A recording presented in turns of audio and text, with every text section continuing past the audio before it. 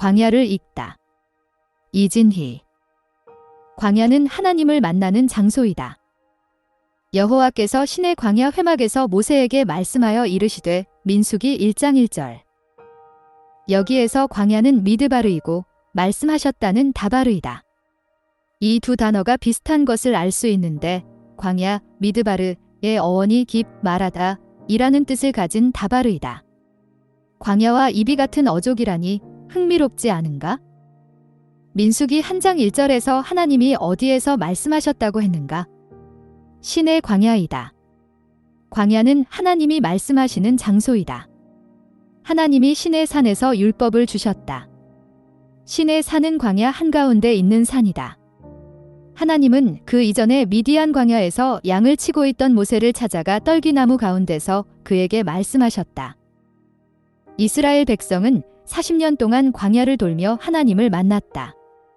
광야에서 하나님의 음성을 들었다. 광야에서 하나님의 말씀을 받았다. 그래서 그들에게는 광야가 하나님이 말씀하시는 장소였다. 하나님의 음성을 들으려면 광야로 나가야 한다고 생각했다. 외치는 자의 소리여 이르되 너희는 광야에서 여호와의 길을 예비하라 사막에서 우리 하나님의 대로를 평탄하게 하라. 기사야 40장 3절. 왜 아무도 없는 광야 한복판에서 하나님의 말씀을 외치라는 것인가? 아무리 외쳐도 공허한 메아리만 되어 돌아올 텐데 말이다. 듣는 사람이 아무도 없어도 낙심하지 말고 열심히 외치라는 뜻일까? 고군분투하라는 말일까? 유대인들에게 있어서 예언자가 마땅히 있어야 할 자리는 광야였다. 어떤 예언자가 광야에 있다고 하면 사람들은 그 예언자야말로 진짜 예언자라고 생각했다. 아, 그 예언자가 지금 광야에 있다고? 하나님의 음성을 듣기 위해 광야로 나가 있는 것이구나. 그 예언자야말로 진짜 예언자다.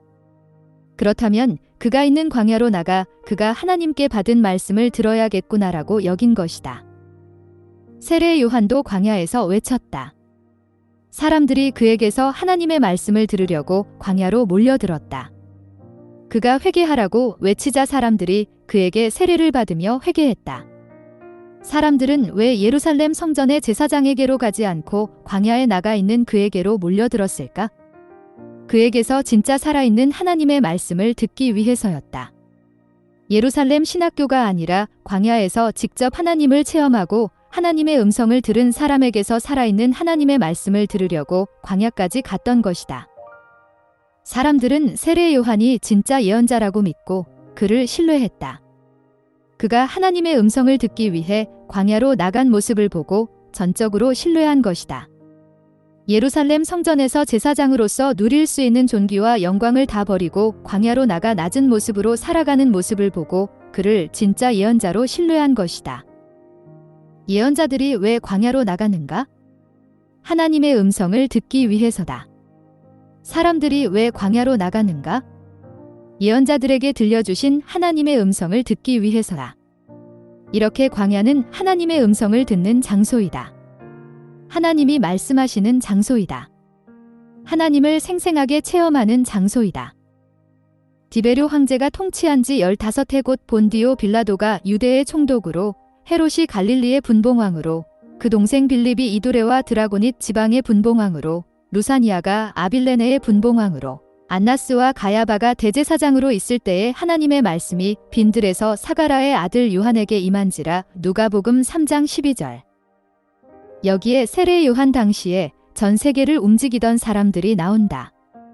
황제가 나오고 총독이 나오고 분봉왕이 나오고 대제사장이 나온다. 그러나 누구에게 하나님의 말씀이 임했는가? 세례 요한에게 임했다. 왜 하나님의 말씀이 그렇게 대단한 사람들에게 임하지 않고 세례 요한에게 임했을까? 다른 사람들은 제사장이 되기 위해 예루살렘 신학교에서 열심히 공부하고 있었지만 세례 요한은 광야로 나갔다. 하나님을 만나기 위해 하나님의 살아있는 음성을 듣기 위해서였다. 세례 요한은 보장된 미래인 제사장의 길을 버리고 예루살렘 문명 세계를 등지고 부와 명예와 권세를 버리고 오직 하나님의 음성을 듣기 위해 광야로 나갔던 것이다. 그때 하나님은 그를 만나주셨고 그에게 말씀을 주셨다. 그를 주의 길을 예비할 자로 쓰셨다. 신에 사는 모세가 광야로 피신한 뒤 처음으로 하나님을 만났던 곳이다. 그리고 하나님으로부터 율법을 받은 곳이다. 죽기를 간구했던 엘리야가 하나님의 세미한 음성을 듣고 회복된 곳이기도 하다. 신에 사는 광야 한복판에 우뚝 서 있는 민둥산이다. 풀 한 포기, 나무 한 그루 자라지 않는 곳이다. 바람소리밖에 들리지 않는 곳이다. 밤하늘의 별밖에 보이지 않는 곳이다. 절대 고독과 절대 침묵만이 흐르는 곳이다. 그곳에서 하나님은 모세에게 나타나시고 이스라엘 백성들에게 나타나시고 엘리야에게 나타나셨다. 하나님은 자신이 나타나실 장소로 다른 곳이 아니라 광야를 선택하셨던 것이다. 광야의 수도원. 우리는 기도하기 위해 기도원에 간다. 기도원은 산 좋고 물 좋은 곳에 위치하고 있다.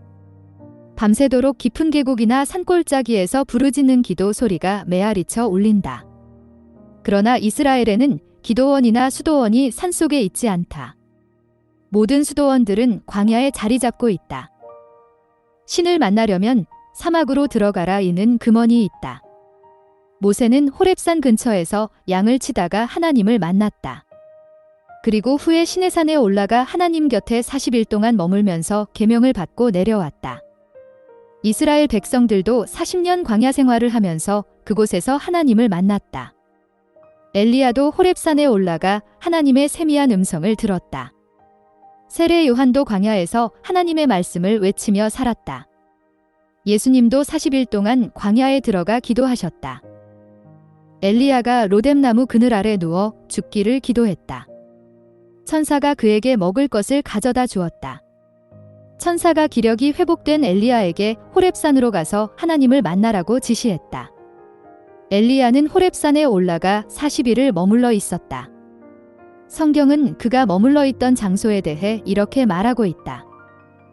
엘리야가 그곳 굴에 들어가 거기서 머물더니 열왕기상 19장 9절.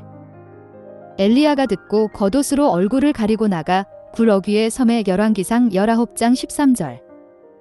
세례 요한은 일찌감치 예루살렘 신학교를 그만두고 광야로 나갔다.